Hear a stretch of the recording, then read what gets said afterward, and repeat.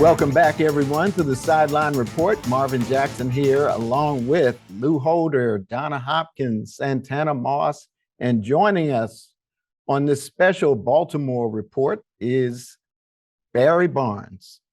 Bad News Barnes. Very bad news. We used to call him Bad News Barnes because, you know, there used to be a basketball player named Bad News Barnes. This guy brings some bad news quite often. So, but he's going to give us some good news today. Barry, talk about, this team, the Ravens, with the great quarterback out there. He's got some great stats. I just saw another stat that he has that it's like 70 years it's been done. Something about his running and passing. I mean, nobody's done it since Kyle Rote of the Giants 70 years ago, something like that. I mean, talk about this guy, man. Well, Lamar, first of all, good evening, everybody. Lou, Santana Moss, Donna, and Marvin, thanks for having me on. I would say Lamar, he's definitely one of those generational players that you're not going to always see. We're used to our pocket quarterbacks, something I'm pretty much a fan of, the pocket quarterbacks, because they normally sustain, as far as a longevity career and can help lead their team in a passing situation.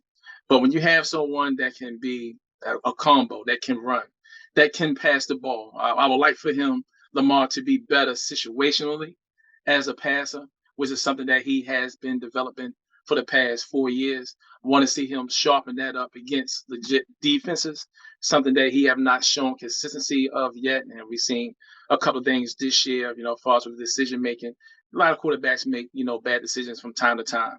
But when he sharpened his passing situation, but especially during situational football, when you see him get better than that, he could wind up being the best quarterback in the league. But to watch this young man play, to see how he develops, to see how passionate he is about the game, how hardworking he is, how he takes his craft seriously, you really can't deny this young man's talent.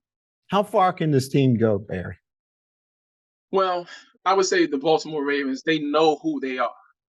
But the thing is, they have to find a way to actually make themselves a little better at what they are. We know that they are a power running team. We know they like to rely on their defense. But the part they need to make their changes on, as far as on offense, is that Lamar Jackson has carried the ball 47 times. When you look at your players like Dobbins, who actually pretty much is finally getting himself healthy to come, he only carried the ball 28 times. And you want the Baltimore Ravens to find some way to use that running game a little more and lose Lamar Jackson a little less in the running attack, because they're going to need Lamar, especially going through the postseason, if they get there, to really showcase what they can do and what this team can really do. They also have to be a lot better on defense. One of the things that's really stood out this year is that opponents' offensive linemen, these guys are getting to the next level, into the next level, taking on their linebackers. So they really had to find a way to pose their will consistently on the defensive front. And knowing that Marcus Williams is going to be out for these 4 weeks, he's on IR for his wrist injury. Those safeties have to step up. You definitely got to see more of them using Kyle Hamilton a little bit more. Got to definitely use Stoney a little bit more. See how these guys going to develop.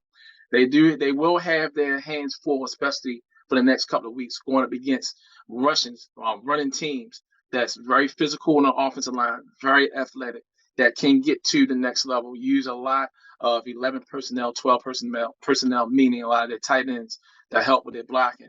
They really had to find a way to stop these next running attacks from these Giants team going up against Saquon Barkley, who's the second leading rush in the league, and then the following week with Cleveland Browns going against Nick Chubb, who's the leading rush in the league. So they really had to find some things to clean up on both sides of the ball. All right, Donna, you had something you wanted? I was coming back at Barry. Barry said that they know who they are. I disagree. I don't think that Baltimore this year really know who they are. They know that Lamar Jackson is their playmaker. And you spoke about as far as the defense not being that great, because I think that's the weak link of this team. But as far as knowing their identity and everything, I think that this is the first year that they really don't, because they rely so much on Lamar Jackson that they've got so many. To me, this is the one year that they have a lot of missing pieces. Right, and exactly. So I knew if I throw that bone out there to Donna, I knew that she'll bite it. Thank you, Yeah, Donna. We because I always was make just that waiting. point. I was just waiting. I said, you got to tell the truth. And when he No, said you're they good. know their identity, I said, no, they don't. Now, see, the thing is, they do know who they are. That's why I say they have to figure out a way to do it differently. Because right now they're relying totally on Lamar in the running game, and you cannot have your quarterback being the sole focus in your rushing attack when you're gonna need him to make plays with his arm. That's why they really have to get this running game going. They got Dobbins; he's back from his injury. He's looking healthy.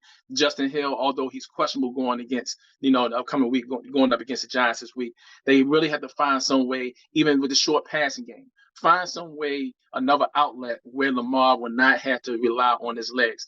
That's the part of their identity they have to figure out. They have to change who they are instead of doing what they've been doing for the past couple of years, allowing Lamar to be that main guy in the backfield carrying the ball. That's why I said these guys got to figure out a way to use that identity a little better. The way they've been doing it for the past couple of years is going to catch up to them. Santana, I'd like to know what Santana thinks about Lamar. Would you have how would you have liked to have played with him? Oh, it varies. I mean, I love Lamar. He's a South Florida kid, so I watched him down there playing in Fort Lauderdale a lot, not too far from Miami. When that Dade County, Broward County have to meet up, he was one of those guys that everybody talked about. When I was in the league playing, he was a guy that I used to go back home and see play. But I played with a lot of quarterbacks, and I had a lot of Lamars. I would have preferred a guy that, back, because in my day it was a little different ball game. I needed somebody that's gonna sit in that pocket who's gonna give me a ton of balls. You know what I mean? I love the way Lamar played. I played with a quarterback like him in high school that ended up playing college football with me, but he changed his position to a receiver. We got far. We went to a state championship with that style of play. I ended up having 25 catches my senior year and 12 touchdowns. That goes to show you I didn't have a lot, but I made the best with what I had. But that style of play is odd to see that he can be on the elite status that he is playing that way. But that just goes to show you that the evolution of our game. I think our game has evolved to the point to where now you see that more so, than you did in the past. When Mike Vick was that guy, they kept talking about how long can he sustain this style of play. Now you see more of the guys, the Josh Allens, Lamar, all these guys now basically are, mobile quarterbacks. So I love it. I love that he can win like that. I love that their team built that offense around him, that, they basically feed off of that and the run game, and they find a guy or two to throw it to. That tight end number 89, man, I don't know his name, so I don't want to mess it up. But he's phenomenal from day one. He's phenomenal. And now they got a receiver out there that's doing this thing too. So I think they can win with that. But the only thing that I question with Baltimore this year is just the defense isn't the Baltimore of old. And I think that's what it's gonna all boils down to. If they can't stop nobody on defense, it's gonna be a lot acts of Lamar in that offense. And you don't want to see those guys having to put up more points, especially at the caliber of play the caliber and style of play that he plays at. All right. Well, the last word goes to Barry. Barry, will they win this game against the Giants this week? I will go on them and say no, because the simple fact is their defensive front is being pushed around by offensive line.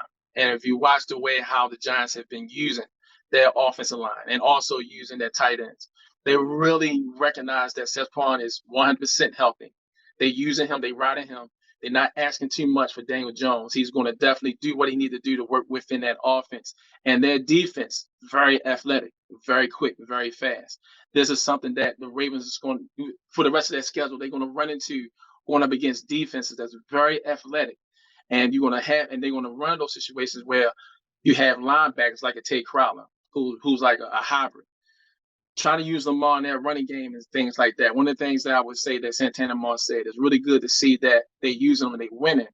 But this is not going to be sustainable if they're looking to go deep in the postseason. This way of football is not going to work because defensive players, they get paid too. Defenses, these guys on both sides of the ball, as far as the coaches and the players, they're very smart. And going up against this New York Giants team, very physical. They're at home. They really feeling themselves. They have been winning games that they were quote unquote supposed to lose. On paper, the Ravens should win. But the way how the Giants is playing, how they got that extra fire, how physical they are on the offense side of the ball, something that the Ravens have not been able to do this year. Right now, they rank 26th on both defense and offense. So they definitely going to have their hands full when they go against the Giants. So I see the Giants pulling off this win this weekend. All right, bad news, Barry Barnes, with all that good talk about the Ravens. We're going to take a break.